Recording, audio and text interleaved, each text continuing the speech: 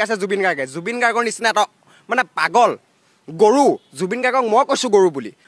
যি মানে আগত ৰাইজৰ মাজত ৰাইজৰ হিয়া আমঠু হৈ আছিল সেই হিয়াৰ আমঠু কিন্তু এতিয়া ৰাইজৰ এই ভৰি তলৰ জোতা চেণ্ডেলৰ ভৰি তলৰ সেই ধূলিকণ হৈ পৰিলে জুবিন গাৰ্গ কোন এটা মদাহী এটা ফটুৱাই মানে মঞ্চত উঠি পেলাই যি মদ খাই পেলাই মাতলামি কৰে গান নাগাওঁ বুলি ৰাইজক মানে ৰাইজৰ মনত কষ্ট দিয়ে তেনেকুৱা এজন মদাহী ফাটলামিয়ে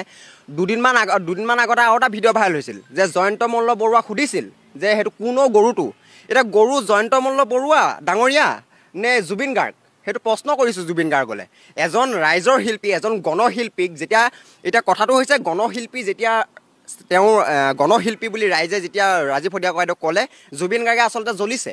জুবিন গাৰ্গে এতিয়া ভাবিছে এইবিলাকতো জুবিন গাৰ্গে এনেকুৱা ফটোৱামি এটা কথা কৈছে যে জাতিৰ কাৰণে ময়ো গান গাইছোঁ আপুনি জাতিৰ কাৰণে গান গাইছে গান গাই আপোনাৰ নিচিনা মদ খাই মাতলামি কৰা নাই ৰাজীৱ শদিয়া ককাইদেউৰ আজি যেতিয়া তেওঁৰ শ্ৰদ্ধাঞ্জলি জনাইছে লাখ লাখ মানুহৰ ভিৰ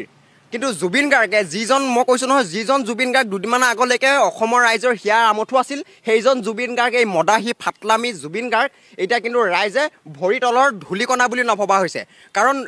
অহংকাৰে যেতিয়া মানুহৰ মূৰত ধৰে তেতিয়া কিন্তু অহংকাৰে দৰ্পচন অহংকাৰ হৈ গ'লে কিন্তু জুবিন গাৰ্গ মানে এনেকুৱা এটা তলৰ পৰ্যায়লৈ যাবলগীয়া আজি অৱস্থা নিজৰ অহংকাৰে কৈছে ৰেঞ্জ অভাৰ গিফ্ট পোৱা জুবিন গাৰ্গে এতিয়া ৰাজীৱ শদিয়া ককাইদেউ যিজন এজন জাতি মাটিৰ ভেটিৰ কাৰণে নিজৰ জাতিটোৰ কাৰণে অসমীয়া জাতিটোৰ কাৰণে নিজৰ সমগ্ৰ সকলো বস্তুৱে ত্যাগ কৰিলে সেইজন ৰাজীৱ শদিয়াক যেতিয়া মই তেওঁক ইমান ভালদৰে চিনি নাপাওঁ বুলি কৈছে জুবিন গাৰ্গক কিন্তু এতিয়া ৰাইজে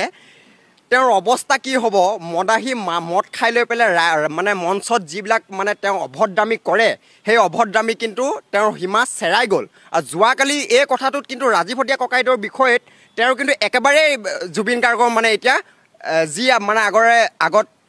ৰাইজৰ মাজত ৰাইজৰ হিয়া আমঠু হৈ আছিল সেই হিয়াৰ আমঠু কিন্তু এতিয়া ৰাইজৰ এই ভৰি তলৰ জোতা চেণ্ডেলৰ ভৰি তলৰ সেই ধূলিকণ হৈ পৰিলে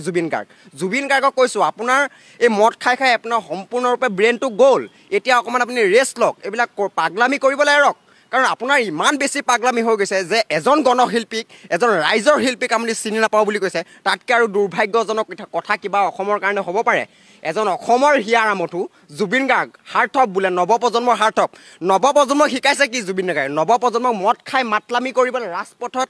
মঞ্চত মাতলামি কৰিবলৈ শিকাইছে জুবিন গাৰ্গৰ নিচিনা এটা মানে পাগল গৰু জুবিন গাৰ্গক মই কৈছোঁ গৰু বুলি দুদিনমানৰ আগত জয়ন্ত মল্ল বৰুৱাক ডাঙৰীয়াক কৈছিল নহয় কোনো সেই গৰুটো বুলি কৈছিল নহয় ইংলিছ ক'ব জানে হিন্দী ক'ব জানে অসমীয়া ক'ব জানে প্ৰশ্ন কৰিছিল কিন্তু তেওঁক কৈছোঁ দুটামান ইংলিছত কথা ক'লেই দুটামান ভাল মানে মদ খাই লৈ পেলাই গান গালে আপুনি ৰাইজৰ হিয়া আমঠু হ'ব নোৱাৰে আপুনি যদি প্ৰকৃত ৰাইজৰ হিয়া আমঠু হ'লহেঁতেন আপুনি এই ৰাজীৱ শদিয়া ককাইদেউৰ মানে মৃত্যুত আপুনি শোক প্ৰকাশ কৰিলেহেঁতেন তেওঁ ঘৰলৈ গ'লহেঁতেন তেওঁৰ পৰিয়ালটো কি হৈছে কি নহৈছে খবৰ ল'লেহেঁতেন কিন্তু আপুনি মদ খাই লৈ পেলাই যিবিলাক পাগলামি কৰিছে আপোনাক কৈছোঁ ন ভৰি তলৰ এই জোতা চেণ্ডেলৰ আপুনি এতিয়া বালিৰ যোগ্য নহয় আপোনাক সিমানখিনিয়ে আমি আখ্যা দিব বিচাৰিছোঁ